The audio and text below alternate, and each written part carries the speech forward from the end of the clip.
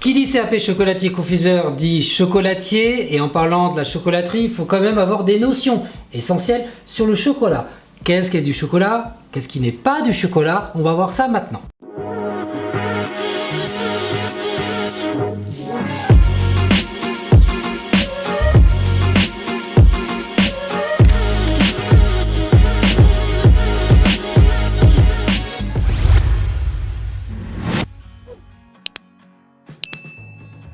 On va parler de la partie chocolat donc par rapport à ce CAP chocolatier confiseur. En chocolaterie, donc on a quoi? Du chocolat noir, du chocolat lait et du chocolat blanc. Du chocolat blanc. Donc globalement dans sa définition, c'est pas du chocolat. On peut pas appeler ça du chocolat. Il n'y a pas de fèves de cacao utilisées pour le chocolat blanc, ce n'est que du beurre de cacao. Du beurre de cacao, du sucre Tout à fait. et de la poudre de lait. Et de la poudre de lait. Voilà, tout simplement. En revanche, les deux, le chocolat noir, pour avoir l'appellation couverture, on doit avoir donc du beurre de cacao dedans. Du beurre de cacao, de la masse de cacao, donc fait à partir de fèves, du sucre. Et évidemment, il faut respecter certaines proportions de chocolat. Il faut une quantité minimale de masse de cacao pour pouvoir avoir l'appellation chocolat. Très bien. Et lacté. C'est du chocolat noir dans lequel on a rajouté du lait en poudre. Du lait en poudre tout simplement. Généralement, il est un peu plus sucré quand même que le chocolat noir. Oui, Ou encore que ça dépend des variétés. Ça va dépendre des variétés des fèves, ça va dépendre du pourcentage de sucre. En fait, ce côté doux qu'aura le chocolat au lait vient essentiellement du lait en lui-même. D'ailleurs, Fernando, pourquoi on utilise du lait en poudre et pas du lait liquide? Parce que dans le lait liquide, il y a de l'eau. Et qui dit eau, dit qu'il faut créer une émulsion, c'est pas stable. Exactement. Voilà. Donc attention à ça, c'est forcément du lait en poudre. À côté de ça, on a ici du beurre de cacao sous différentes formes. En petites pistoles. Donc ça, c'est intéressant de l'ajouter pour réajuster une texture, par exemple une fluidité dans le chocolat. À l'examen, en général, on a plusieurs types de chocolat. Alors, oui. Quand on va parler de chocolat, sans d'autres dénominations, c'est du chocolat noir, de la couverture. Hein. D'accord? Ok. Voilà. En général, sinon on dit plutôt chocolat lacté ou chocolat blanc. Chocolat blanc. Sans d'autres dénominations, quand on vous dit, admettons, viens me chercher du 300 g de chocolat, on va parler du chocolat noir, automatiquement. D'accord. Donc, on va parler de ce chocolat. Suivant, qu'est-ce qui va déterminer la fluidité du chocolat? Sa teneur en beurre de cacao. Voilà. Essentiellement, pour ne pas dire exclusivement. Après, selon le type de fèves utilisées, selon les origines, les fèves seront plus ou moins riches en beurre de cacao et c'est pour ça qu'on pourra rajouter lors de la fabrication du beurre de cacao.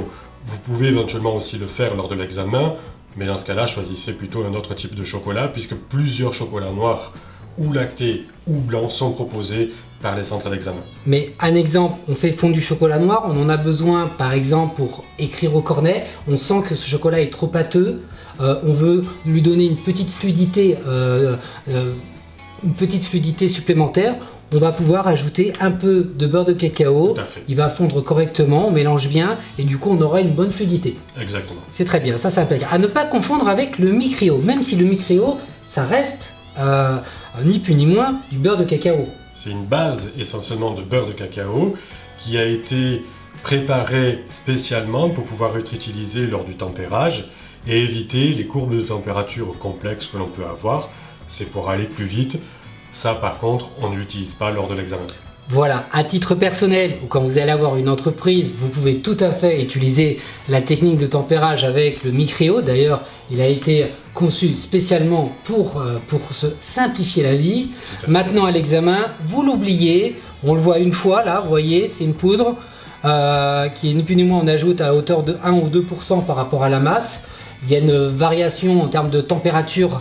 On fait monter en température le chocolat, on le redescend à une certaine température pour pouvoir ajouter le beurre de cacao en poudre, hein, le micréo, hein, qui est ni plus ni moins une marque déposée, le micréo, hein, c'est le déposé, et ça vous permet simplement d'avoir un chocolat stable avec 10 fois moins de boulot.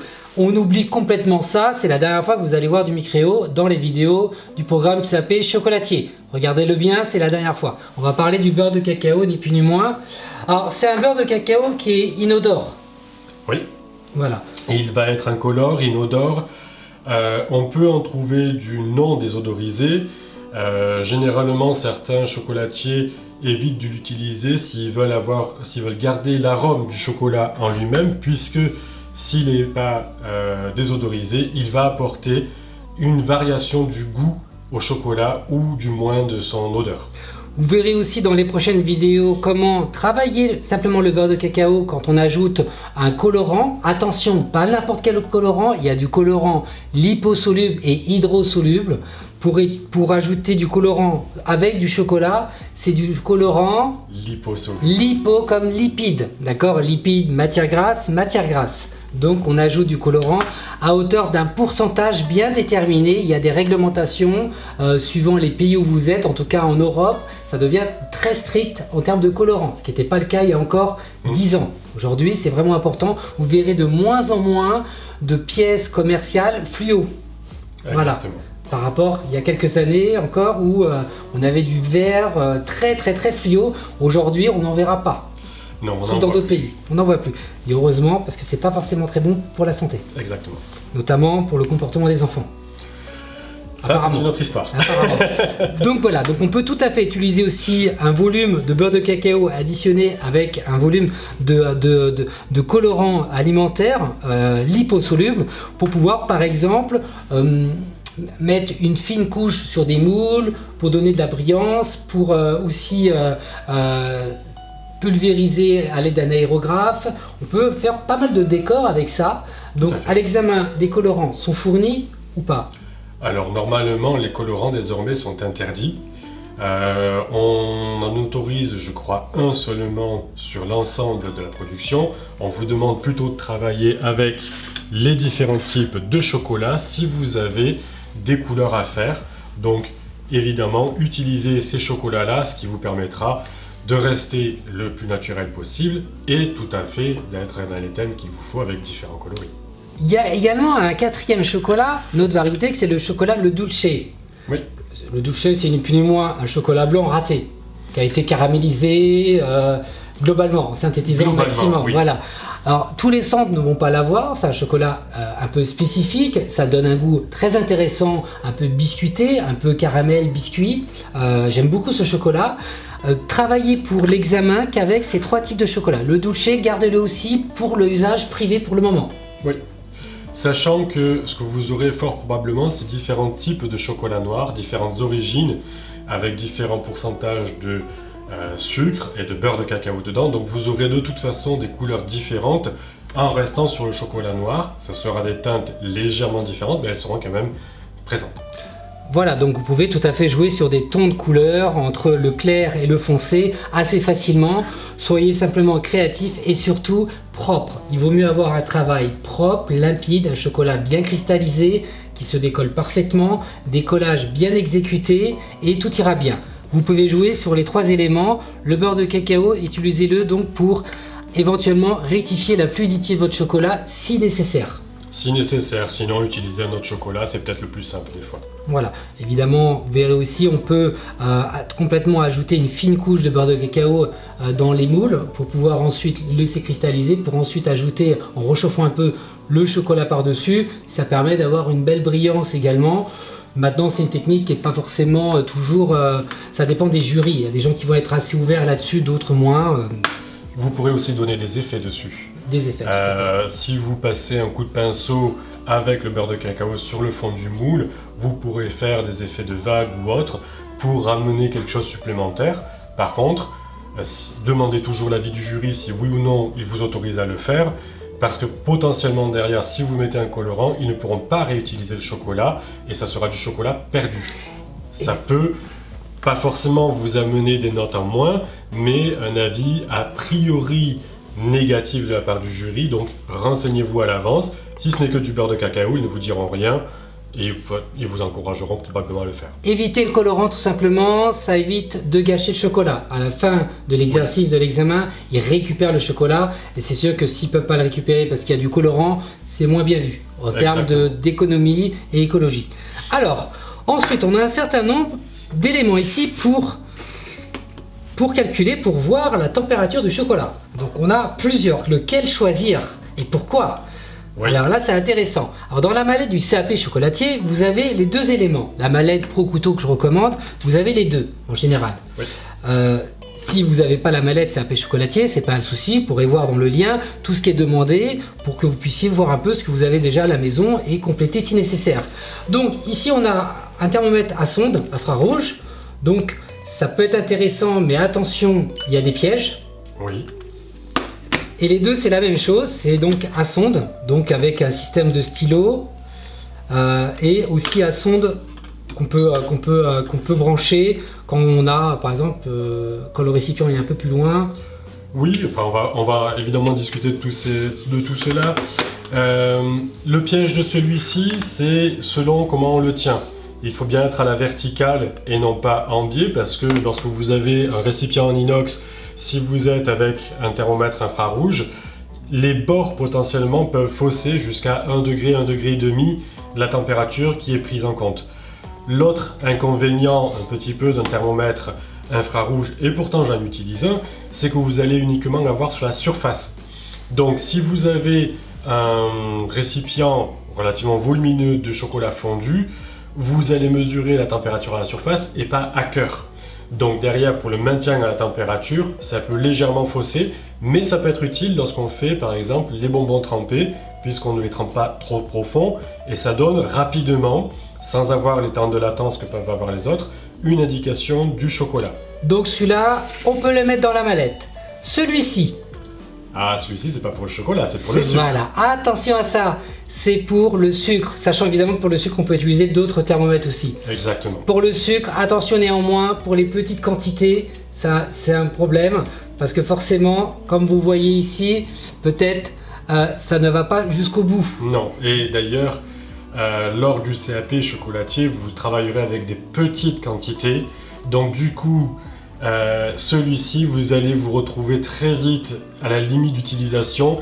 Il y a l'équivalent d'un doigt, donc 1 cm à peu près, entre la base de la cage et le début de la sonde du thermomètre. Donc du coup, lorsque vous faites très peu de quantité de sucre, donc un petit caramel, vous n'aurez pas le thermomètre qui fonctionne correctement et vous perdrez du temps et vous allez rater votre caramel. Gardez-le pour un usage personnel ou pour un usage entreprise. Ne l'utilisez pas pour l'examen. Vous allez vous perturber, vous allez donc vous poser des problèmes pour rien du tout. Exactement. Donc celui-là, on le met de côté aussi. On se retrouve avec... Pour le sucre cuit, Voilà. on peut aussi le faire au visuel et au doigt. Attention au risque de brûlure. Et c'est peut-être sûrement plus sûr de se fier à son instinct et au travail que l'on a eu sur le visuel plutôt qu'au thermomètre. N'oubliez pas que ces 3 éléments travaillent sur pile. Pensez à prendre une pile de rechange. Ça fait partie des pièges à éviter. Mais si pour une raison ou pour une autre, votre thermomètre vous fait défaut ou il est utilisé ailleurs et vous ne pouvez pas le réutiliser, d'apprendre à calculer un sucre cuit en fonction de son aspect et au doigt également. C'est intéressant. C'est intéressant, ça donne toujours une sécurité supplémentaire. Alors ici, on a deux à sonde, donc avec... Mais il y a une différence au niveau de l'embout. Il y en a un, c'est pas droit et l'autre c'est droit. Tout Quel à est fait. l'intérêt alors? Celui-ci qui est courbé, lorsque vous allez le mettre, alors on va le présenter comme ceci, si vous avez votre récipient qui vient ici, cette partie-là peut plonger et il va tenir un peu mieux. Le gros intérêt de celui-ci par rapport à celui-ci, donc celui-ci il est aussi très bien, l'avantage c'est que vous avez un grand fil, etc. Les deux vous montrent au dixième de degré près et ça c'est très important. Faites attention lorsque vous prenez un thermomètre pour le chocolat à avoir la partie décimale, sinon vous aurez des problèmes entre 21,1 et 21,9. On vous montrera toujours 21, sauf que ce n'est pas tout à fait la même chose. Et lorsqu'on fait, je dis 21 parce que là on voit 22 la température ambiante, mais Ouais. lorsque vous faites fondre votre chocolat, que vous l'amenez après la température, 1 degré d'écart peut vous faire rater véritablement le tempérage et donc la brillance du chocolat et devoir recommencer intégralement à tabler votre chocolat, à le remonter en température. Donc prenez vraiment avec un décimal. La grande différence, celui-ci, il est tout le temps attaché et ça peut être gênant lorsqu'on cuisine, lorsqu'on fait certaines préparations. Il va glisser, il va tomber, ou vous pouvez tout simplement, lorsqu'on n'a pas vraiment l'habitude au début, vous prendre les mains dedans parce qu'il va être en plein milieu, etc. Celui-ci, on peut très bien le tenir comme ça aussi et analyser la température. Exactement. Ou alors tout simplement le brancher et le mettre comme ça. Alors ce thermomètre-là, je le recommande, il sera aussi dans les liens si jamais vous le voulez. Il a une capacité, une durée aussi d'autonomie très très longue. Donc ça c'est aussi Très intéressant, surtout quand on veut s'entraîner. Voilà pour ces éléments en termes de température. Donc globalement, on vous recommande, en gros c'est celui-ci qui se détache le plus. Moi je recommande essentiellement celui-ci. D'une part parce qu'on a la sonde à côté lorsqu'on veut faire un sucre cuit par exemple, le fait d'utiliser cette sonde là est très pratique puisqu'on n'est pas amené à travailler en permanence dessus, il faut laisser le sucre monter en température, donc ça évite d'avoir la main au-dessus de la casserole par exemple ou de l'étuve et donc potentiellement de se brûler et d'avoir des éclaboussures. Par contre, lorsqu'on va travailler le chocolat, qu'on va devoir l'homogénéiser ou même avec son sucre, lorsqu'on veut l'homogénéiser et éviter les grumeaux, on va passer sur la partie manuelle puisque d'une main on va tenir le thermomètre et de l'autre on va pouvoir faire bouger, remuer la préparation et on évite que la sonde qui a été posée sur le bord tombe à côté ou tombe intégralement dedans. Et donc après avec les problèmes que l'on peut avoir, que ce soit d'hygiène, puisqu'il faut quand même penser à nettoyer son câble avant. Voilà. On a aussi après le problème, si ça tombe à côté, qu'il peut être souillé et qu'on ne puisse plus le réutiliser. Donc là aussi, lors de l'examen, c'est une perte de temps, c'est du stress supplémentaire qu'il faut absolument éviter. Donc vous pouvez, si vous avez déjà la mallette CAP chocolatier, vous allez avoir certainement ce thermomètre là. Avoir les deux, c'est pas trop, parce qu'on peut très bien en utiliser un pour le sucre et un autre pour le chocolat. C'est pas non plus, on peut très bien avoir les deux pour ses utilités. On ne sait jamais, il suffit qu'il y en ait un qui tombe en panne. On a quand même aussi un autre thermomètre de rechange. Celui-ci, si vous l'avez, c'est bien pour des petites utilisations, quand on a besoin simplement de vérifier la température sur la surface pour pouvoir tremper rapidement des bonbons. Voilà pour cette indication, toutes ces indications qui étaient quand même intéressantes, pour pouvoir surtout comprendre pourquoi des fois ça ne fonctionne pas. Le matériel, néanmoins, ça reste important pour pouvoir exécuter correctement certaines tâches. Attention aux traces de doigts. Et oui. Il vaut mieux avoir des gants et pas n'importe quel type de gants. Alors, des gants en velours. En velours, évidemment, voilà, déjà. C'est possible. N'hésitez pas éventuellement à mettre 2 paires de gants. Si vous avez comme moi, les mains très chaudes.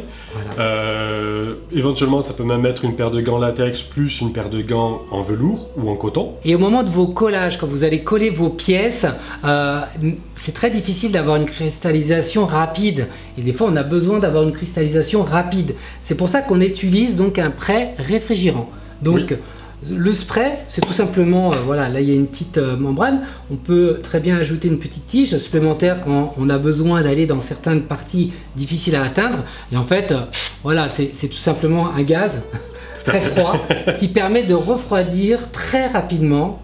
Mais attention de ne pas exagérer non plus. Oui, c'est ce que j'allais dire. Faites attention à son usage.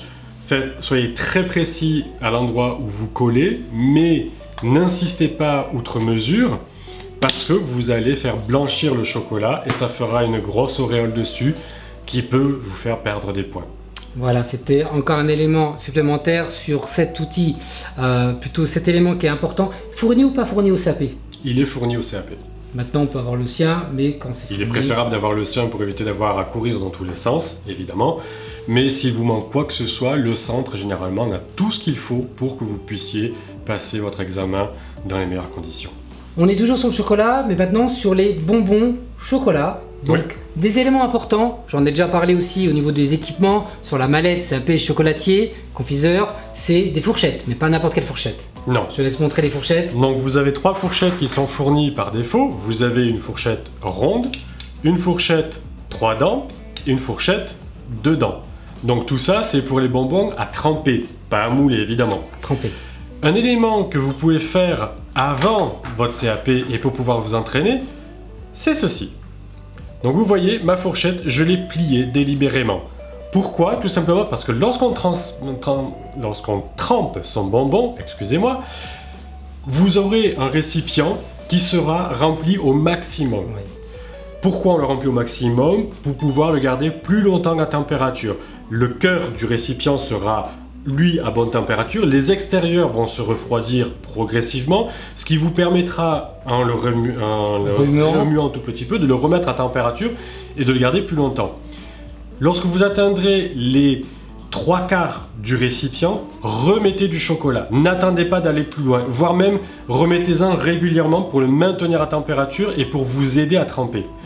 L'élément supplémentaire, pourquoi est-ce que j'ai plié délibérément ma fourchette? Lorsqu'on descend la fourchette dans le récipient, moi je n'ai plus qu'à la tenir et cette partie-là est dans le récipient et donc du coup c'est beaucoup plus facile. Beaucoup plus simple que de faire devoir ça la et de tremper. pas savoir. Voilà, donc vous inquiétez pas, vous pliez, ça se plie très bien. Et, vous ça va avez très une bien. partie de toute façon, je pense qu'on le voit ici, hop, à ce niveau-là, vous avez une partie qui est prévue pour être pliée, que ce soit pour la 2 dents, la 3 dents ou la ronde. On vous demande de toute façon après de savoir les utiliser, donc utilisez les outils à votre avantage. Voilà, écoutez bien surtout toutes ces vidéos en avant-propos, c'est très important pour la suite. Il ne faut pas comme ça attaquer directement des productions sans avoir tous ces éléments d'information. Donc notez bien sur une feuille, revoyez ces vidéos encore et encore, c'est vraiment important. Merci en tout cas pour ces indications supplémentaires. Évidemment, ça vous l'avez dans la liste sapé, chocolatier, confiseur. Oui. C'est les 3 les plus importantes. Il en existe d'autres également. Exactement. Bon, il y en a plein de qualités différentes. Ce qui va déterminer après la qualité, le prix, c'est souvent voilà, la solidité évidemment de la fourchette, de la façon de pouvoir aussi le plier ou pas. Exactement. Voilà, c'est surtout ça. La longueur également, faites attention aussi. Là, on a quand même une bonne longueur de 23-24 cm, facile. À peu près. Voilà, donc c'est quand même important pour avoir plus d'aisance. Essentiellement, vous utiliserez les 2 fourchettes à dents, 3 dents ou 2 dents. On vous les demande pour pouvoir tremper, mais aussi pour pouvoir faire un décor. Bien sûr. Vous pouvez utiliser la ronde aussi pour le décor libre, parce que souvent on vous impose un type de décor à 2 dents ou à 3 dents, et un décor libre dessus. Donc vous pouvez rajouter quelque chose si vous voulez, mais on vous demandera quand même de savoir les utiliser. Donc c'est quand même intéressant de savoir garder l'autre droite, parce qu'il est plus pratique de faire un décor fourchette avec une fourchette qui est encore droite plutôt qu'une courbe, quoique ça reste un coup de main à prendre. Par contre pour le trempage, effectivement, il est mieux de la plier. Voilà, et on peut en voir 2 de chaque, c'est pas non plus ce qui coûte très cher dans le matériel. Et ça prend pas de place dans la mallette.